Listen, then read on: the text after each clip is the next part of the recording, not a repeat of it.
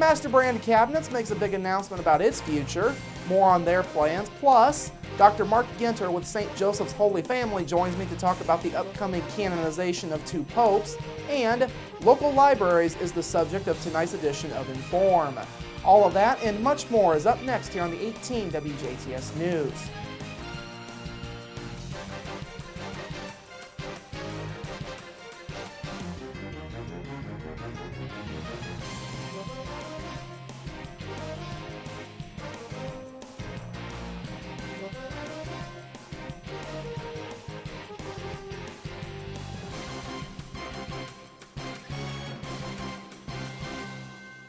Hello, I'm Bradford Raths. We begin tonight with Master Brand Cabinets making a big announcement about its future in our area.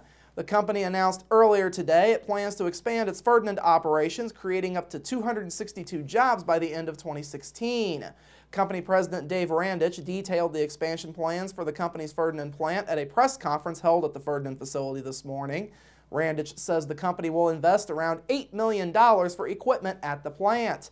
He says the equipment will add additional capacity and product offerings at the 500,000 square foot facility. The company plans to begin hiring cabinet assemblers, component pullers, shipping helpers, supervision, and quality positions immediately. Randich says the company's investment will pay dividends all around. Well, the market is recovering for kitchen cabinets across the United States, and here in Ferdinand we manufacture Aristocraft cabinets, which is a leading brand for homeowners, dealers, and builders coast to coast. We've seen demand increasing because of the quality of these cabinets and the dedication and craftsmanship of our employees here in Ferdinand. This has allowed us to increase our sales and necessitates increasing our capacity here in the plant.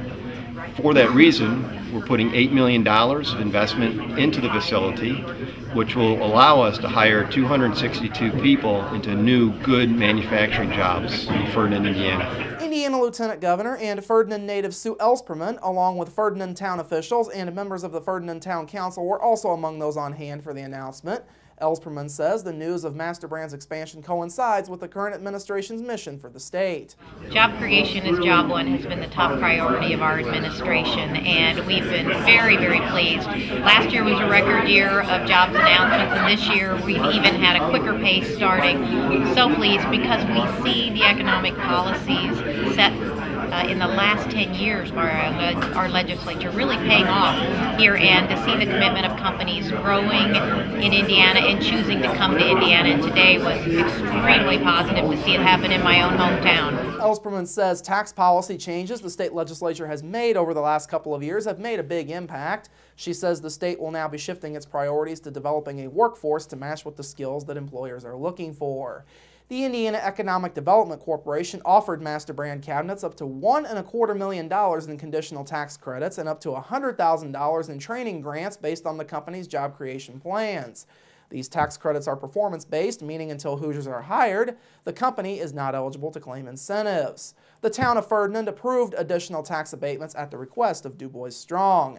Master Brand currently employs more than 1,500 associates at its Ferdinand plant and more than 3,500 at all 6 of its Indiana facilities. In other news this evening, 2 men arrested earlier this week in connection with a Washington teen's death have now appeared in court. Yesterday marked the first court hearing for 28-year-old Craig Street and 29-year-old Donald Cruckton. The 2 men were with 17-year-old Devin Burris when he was shot during the early morning hours of December 6th, according to police. Both men entered not guilty pleas in yesterday's initial hearing. Each are charged with 2 counts of armed robbery causing serious injury. Cruckton faces an additional charge for murder. Street's bond is currently set at $500,000, though Judge Dean Sobecki set a bond reduction hearing for Monday afternoon. Cruckton is being held without bond. Trial dates for both men were also preliminarily set yesterday. Those will be August 19th through the 22nd. However, officials say the dates will likely be continued if these cases go to trial. Last night, the Huntingburg City Council approved the purchase of a new piece of street equipment. It's known as a total patch machine. Street Commissioner Jason Stamm stated that the machine sprays liquid asphalt that is then mixed with stone. The mixture is then applied to the road to fill in cracks. Stamm talked with Du Bois County Highway Superintendent Steve Berg about the machines. The county owns 2 of them, and Berg stated that the county is preparing to replace their machines after 12 years of heavy use, though they have served the county well. Stamm further told the council that the machine could have saved 6 to 10 areas along city streets in Huntingburg from cracking over the winter had the city had it previously. The council voted to approve buying the machine at a cost of $63,900.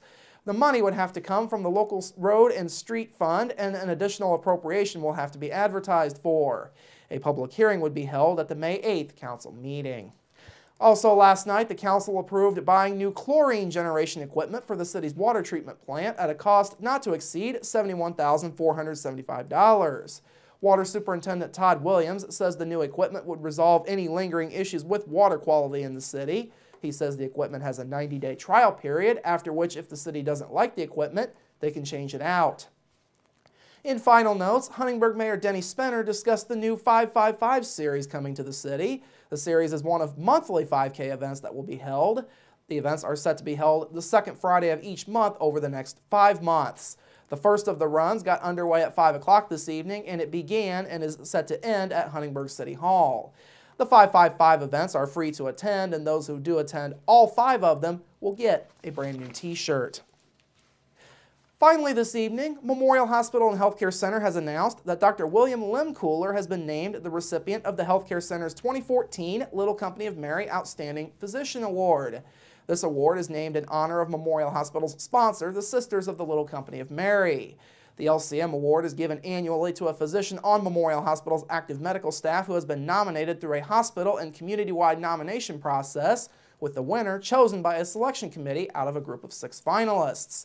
The top 6 nominees for this year's award included Dr. Limcooler, Dr. Mary Burgesson, Dr. Mark Campbell, Dr. Joseph El-Huari, Dr. Mark Luff, and Dr. Kevin Lusk. Dr. Limcooler, who is a native of Du Bois County, graduated from Jasper High School and got his medical degree from IU's School of Medicine in Indianapolis.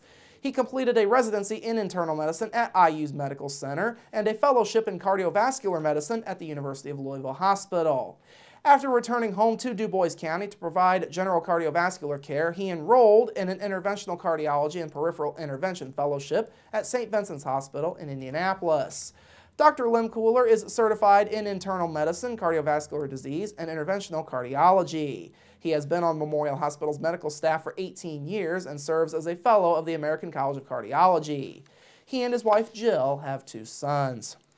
All right, coming up after the break, Dr. Mark Ginter joins me to talk about the upcoming canonization of 2 popes, plus your local forecast, sports with Kurt Guxell, and Inform featuring local libraries. That's all up next here on the 18 WJTS News. Local people watching local people.